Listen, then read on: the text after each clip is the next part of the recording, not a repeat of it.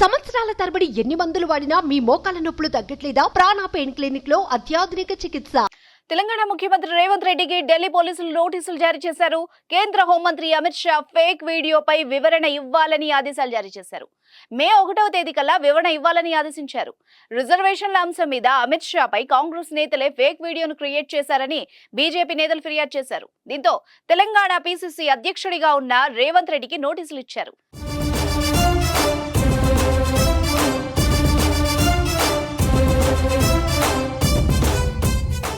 రిజర్వేషన్లు రద్దు చేస్తున్నారని అమిత్ షా చెప్పినట్టుగా ఒక ఫేక్ వీడియోను కాంగ్రెస్ పార్టీ వైరల్ చేస్తోందని ఢిల్లీ, హైదరాబాద్ తో పాటు పలు రాష్ట్రాల్లో పోలీసులకు బీజేపీ శ్రేణులు ఫిర్యాదు చేశారు.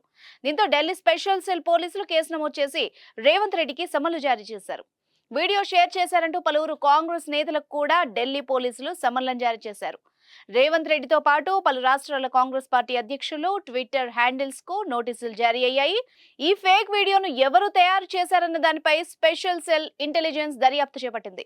ఈ ఫేక్ వీడియోలు జార్ఖండ్ తో పాటు తెలంగాణ కాంగ్రెస్ ట్విట్టర్ హ్యాండిల్స్ ద్వారా బయటకు వచ్చినట్టు పోలీసులు గుర్తించారని తెలుస్తోంది. డీప్ ఫేక్ వీడియోలు చేసిన వాళ్ళకి తగిన బుద్ధి చెబుతామని ఇప్పటికే ప్రధాని నరేంద్ర మోదీ హెచ్చరించారు.